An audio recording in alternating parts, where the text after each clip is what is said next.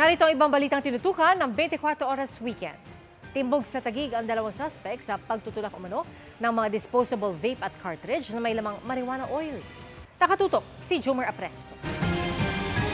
Inaresto mo sa sanang pagbebenta at pag-ingat na ipinagbabawal na droga. Sa kulungan ang bagsak ng dalawang ito matapos mahulihan ng mga disposable vape at cartridges na may laman palang marijuana oil.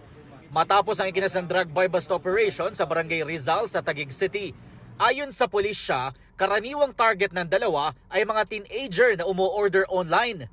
Kung gusto mong bumili ng ganito mga items, kahit ng drugs or kung ano pa man, pupunta ka lang dito sa sa GC na to at doon mo mabibili. So hindi nila kilala kung sino yung katransaksyon nila, maliban lang doon sa username na nandun na nakaregister. Base sa investigasyon, target sa operasyon ng babaeng suspect na si alias RB na runner daw ng droga. Matapos mahuli, agad niyang ikinanta ang distributor na si alias Jerome na isang motorcycle taxi rider.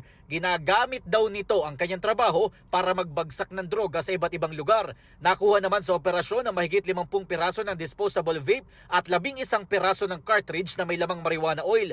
Aabot daw ito sa halos 300,000 pesos ang halaga.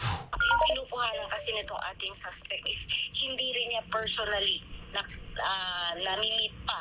Ang transaction nila is more on online. Tapos magde-deliver sa kanya, posibleng sa ibang bansa nang gagaling ito. Tumanggi magbigay ng pahayag sa media ang mga suspect. Para sa GMA Integrated News, Jomer Apresto, nakatutok 24 oras.